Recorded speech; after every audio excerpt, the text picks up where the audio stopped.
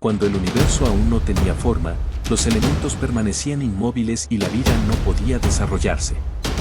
Fue entonces cuando Quetzalcóatl decidió adoptar la forma de Hecate, el viento, para insuflar movimiento al cosmos.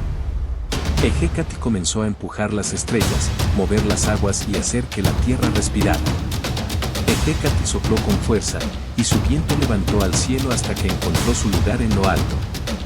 Hecate se enamoró de Mayahuel, una joven diosa asociada con el maguey y la fertilidad. Hecate, tímido pero apasionado, utilizaba su viento para acariciar a Mayahuel y hacer que las hojas del maguey susurraran canciones de amor. Los otros dioses, celosos de su relación, decidieron separarlos.